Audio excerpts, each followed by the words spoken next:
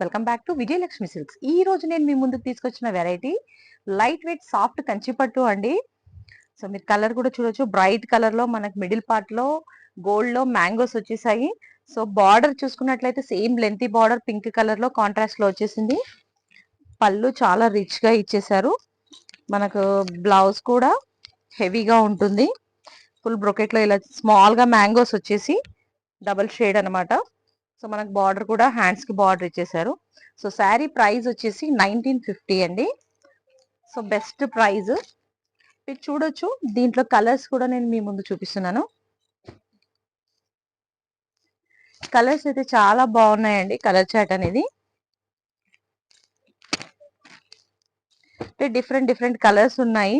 So light dark అన్నమాట shades కూడా మనకు.